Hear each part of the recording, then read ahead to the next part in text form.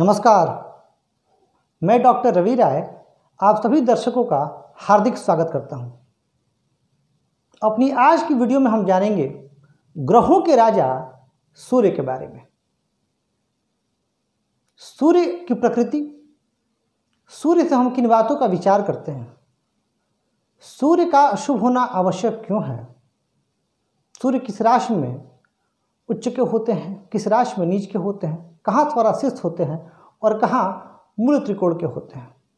क्योंकि ज्योतिष सीखने के इस क्रम में पहले ग्रहों के बारे में जान लेना और भावों के बारे में और राशियों के बारे में, नक्षत्रों के बारे में जान लेना परमावश्यक है।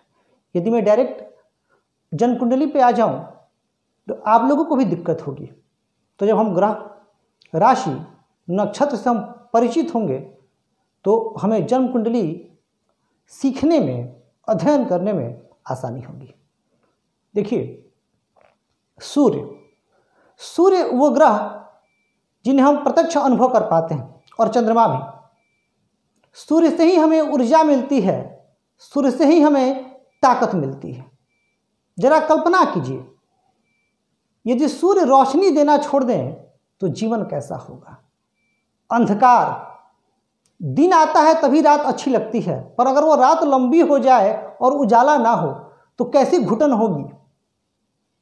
यही महत्व है सूर्य का। इसीलिए 9 ग्रहों में इन्हें राजा की संज्ञा दी गई और सर्वशक्तिशाली, सर्वशक्तिमान ग्रह सूर्य, समस्त जीवों की आत्मा, सब ग्रहों के महाअधिष्ठाता, सर्वशक्तिमान सूर्य, स्थावर जंगम संपत्ति के पोषक, जगत के पोषक, माफ कीजिएगा, जगत, स्थावर और जंगम जगत के पोषक और संपत्ति प्रदान करने वाले ग्रह, ऐश्वर्य प्रदान करने वाले ग्रह। इनकी जाति क्षत्रिय है, इनका गुण सत्व है और इनका आधिपत्य पूर्व दिशा में है। अब मैंने कहा कि ये सतोगुणी है।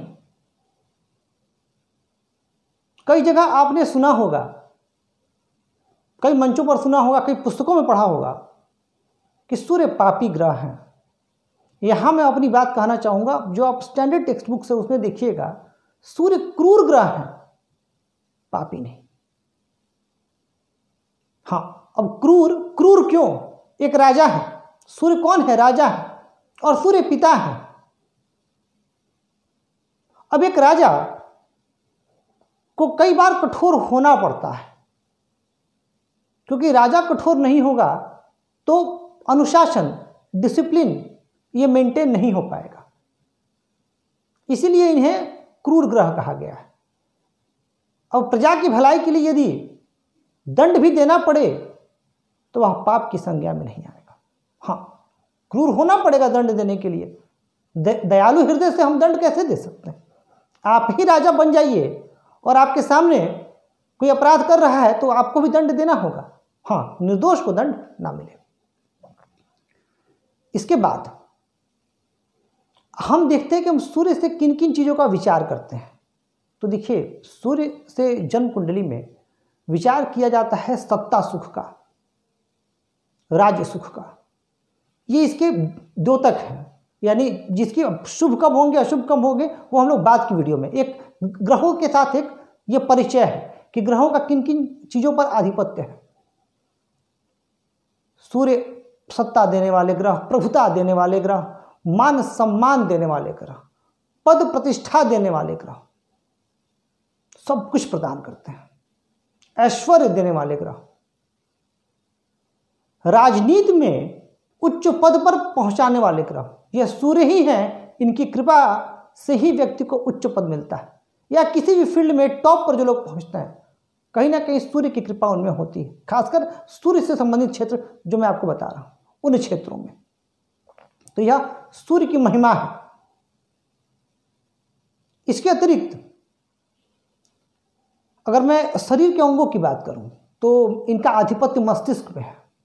हृदय, नेत्र, हड्डी,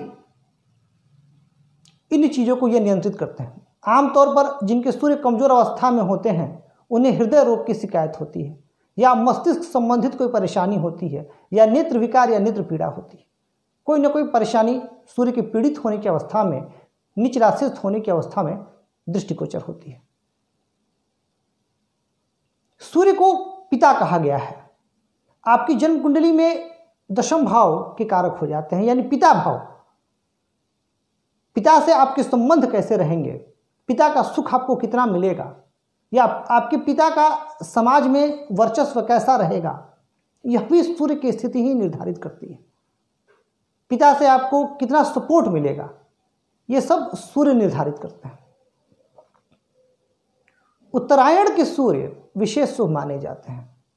अब ये चर्चा उत्तरायण दक्षिणायन पे कभी और करूंगा, बस अभी आप इतना समझते चलिए।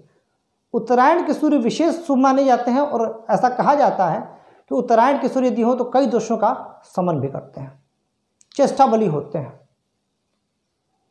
तो और उच्चा भी, अब धीरे धीरे उत्तरायण होते हैं तो अपनी उच्च राशि में भी आते हैं, तो बहुत शुभ फल प्रदान करने वाले होते हैं। इसके बाद अगर मैं बात करूं तो इनकी स्वराशि सिंह है, इनकी उच्च राशि मेष है, और सूर्य की नीच राशि तुला है। सूर्य